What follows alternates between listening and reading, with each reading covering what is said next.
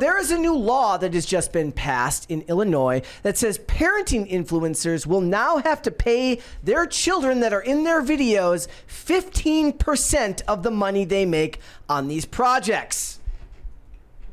First of all, I want to ask you guys, first things first, do you think that that's like a fair number off the top of your head? Should it be more?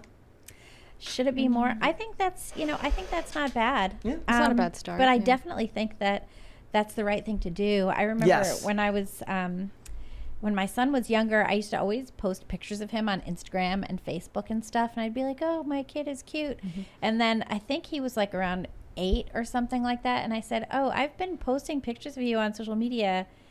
Is that cool or should we not do that? He was like, I wish you wouldn't do that. And I was like, okay. And I made all the photos except for like infant pictures private. Mm-hmm. And I was like, okay, I won't post these ever. Yeah. You know, I'll never do that. Well, let's, I wanted to look a little bit. That's up to the kids. It should be up to the kids if they want to be. Personally, I think that it's a security issue. That's a huge deal too. So, I mean, it's something that I thought about and that like the guys in the band, we've talked about a little bit. Like, if you're a high profile person, it's probably not a great idea to post pictures of your children, because essentially that's a vector of attack. You know, it's like if you have a kid and someone's looking to do you harm, the first thing they're going to do is be like, well, they have family. And where are their family? And can I access their family? And can I hurt their family? Exactly. Or make them freaked out? Exactly. So here's just to scare the family will get people to react. So here's a little bit more on the law itself, which I had to go look into a little bit further. It says, under the law, if a child appears in at least 30% of a parent or caregiver's social media content over a 30-day period, and the number of views received per video met online's platform meets the threshold for compensation, the minor must receive monetary compensation. Parents are required to set aside these funds in a trust in the minor's name, accessible when the minor turns 18. In addition, parents must maintain records of all content created, compensation received, and funds deposited into the trust account, providing these records to the minor regularly. If a parent fails to compensate the minor appropriately, the minor can seek legal recourse. That's like a lot of record keeping for something that used to be something that was like, oh, you know, maybe I'll make some videos about my family. And now it's like you got to have the separate file box with all of you got to log information and data. Like a lot of times, like once or twice a month, I do like a roundup where I look at all the videos that we're doing. I look at view counts and, you know, what we're averaging per video, because it helps me figure out, like, we've adjusted on multiple occasions, like how many videos we'll release a week in a time period, or how many we'll put out a day, what helps content grow, what helps content grow in other ways. But that's like my job, right? That's kind of part of the work. If it's just something your family's doing and monetizing that way, it's a completely different thing if the parents now have to start keeping separate records. And I don't know if I actually buy that many of these families are going to keep these strict records, or if the kids are even going to know that a law like this exists. Right. It's like when the FBI investigates themselves. Yes. We have investigated ourselves and found that we did nothing wrong. Yeah. Yeah. Also, I mean, now that it's like a career path for people, I think it's great. And I think it's actually a little bit late to the game that they are starting to put in laws that will protect these kids. But I think it's a great idea. 30% is a good start, like I said, but it seems like it's going to have to be a case-by-case basis, because all of these influencer families go about filming, and like their content varies on how much, you know, some people, they barely have their kids in it, but for some people, their kids are like the center of their content. It's what's going to happen is like the parents are going to start like having the kids audition and be like, Billy isn't as engaging as Johnny. We're going to put Billy in the content, and then Billy's going to get a big payday when he turns 18, and Johnny's going to be left with no college fund. That's the problem.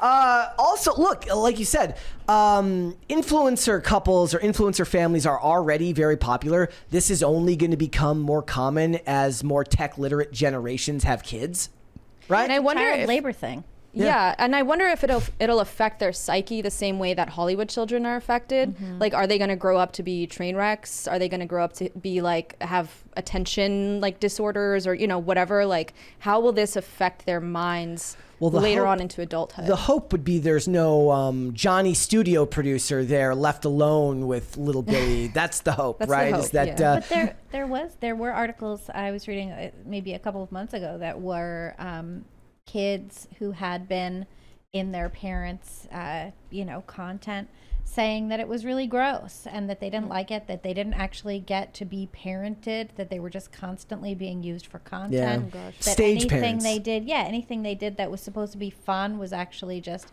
photo opportunities, and they really feel like they've missed out on a childhood. So maybe parents will think twice about subjecting their entire kid's childhood to like this gross thing. I feel like kind of going back to what we talked about with like the new app that Gen Z is really into, it seems like millennials are almost ruining like social media for the next generation. How so? Like they really are just taking it too far. Because imagine being the child of a mom influencer or like a family of content creators, and your entire childhood is a staged event. You can't just be a kid and not worry about what you guys look like all the time. That sounds like, that sounds like awful. When you go home, you should be able to let your guard down and not have to worry that whatever you're feeling in that moment is going to be used for content. And then instead, your parents smash an egg on your forehead and laugh and Or share hit it you with with the cheese. world. How awful! Or worse was the one the other week where they fake hit the kid's head against the door, and then they start making faces at the baby to get it to cry. Did you see that one? How awful! So what it is like they walk. I don't like this kind of content. They so I hold their don't see a lot of baby it. and they walk by like a door frame and they pretend to hit it on the door and then just act like they hit the kid, like by accident, like, oh, I'm so sorry, and the baby starts crying Of because course it's the baby taking starts crying. It's taking cues from its parents. When your kid is 2 and falls down, you say things like, "Oh, you're okay. Don't worry. Get on up." Yep.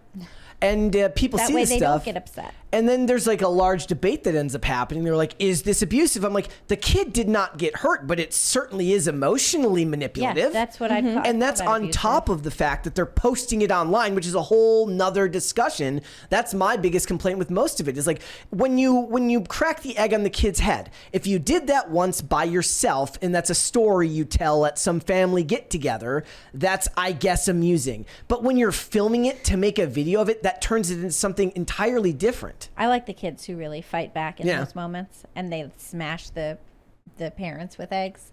That would be my kid. Yeah. He'd be like, "Hell, mom." Yes, the kid is not going to be hurt from you cracking an egg over his head. He might be hurt from having to see videos of him having an egg cracked over his head for decades. And they might lose a lot of respect for their parents when they see those as well. I honestly think people should start getting prosecuted for emotional abuse when they do stuff like that. Like, How do you think they would do that? Like, would the kid have to come forward and be like, I mean, they're posting it online. Like, they're posting video evidence of them emotionally manipulating and abusing their child to get the child to cry. Is very real. It is real. Yeah, that's literally what it is. You know. Do you think that a law like this will make some of these parents think twice about including if for no other reason? I would hope so. If for no other reason than they just don't want to deal with the hassle of it. They'll think twice. The sad thing is like you shouldn't need the state to regulate whether you're going to treat your kid like a human being, but sometimes maybe you have to play to their self-interest, meaning that they just don't want to go through with the hassle of it, and that might force them to not put their kids in the content. There's a $20 one right there. Did we miss one? Alfred Rock. Libby, you should offer to pay your son $6,500 a year to use his image in marketing. Then he can legally start Roth IRA right now in time to buy a great price after the crash. Tax-free growth better than bankrupt. He's got his own. My mom set him up There's already. another $20 one too. Oh, Augusto Pinochet's Killdozer. There we go. That's a good username. Phil, you're my favorite member of the Beanie Gang. You're like the cool older brother I always wanted, and you will be missed. Also, what's the left lane for again? Phil? Crime. It's for crime. The left lane is for passing. If you are going 65, you are wrong. Break the law or get over. Every day, so when we come to the castle, there's like the lane bottlenecks down, and it goes from 65 to 55 to 45. Oh, I hate that. Yeah, and nobody really stays at the speed that it's supposed to there. But the problem is that then the people who need to get out off because it's an uncontrolled four-way intersection with no stoplights, and then nobody's actually driving the 45. Barely even a stop sign. So like nobody's actually driving the 45 mile an hour speed limit, so you have to gun it right out of the stop because you have to come to a stop there to cross over, and everybody's just tailing behind you really fast because nobody goes 45 there. Well, Nobody. the roads around here are super fun to drive on. Yeah. I just learned today that the speed limit on that road was 45. going into the yeah. I had no idea. Yeah. So, and you brought up an interesting part earlier, which is that tech laws notoriously take a long time to catch up, if they ever do. So something like this becoming the law of the land nationwide, like I would rather see something like this go into effect in LA. Oh yeah, like in the places where a lot of these things are taking place, right? Yeah, because a lot of times people don't change until it hurts their pockets. Yeah. Right. My only concern, like, of it not working would be that I think a lot of these influencers don't actually make that much money. They're just doing it for attention and fame. Yeah. So if you're maybe really not stop. making that much, and it's like, pennies on the dollar, like, is that really going to deter people from exploiting their kids for content? I was at like, that what point? actually, like in the legal definition, what qualifies them as an influencer? I guess just monetizable content. Right. Like the was it like over a certain follower count? Like what qualifies as an There's influencer? another. Thanks for watching. Listen to full episodes of Pop Culture Crisis on Spotify. Keep up with us on social media and make sure you subscribe and ring that bell so you never miss the show. Bye, guys.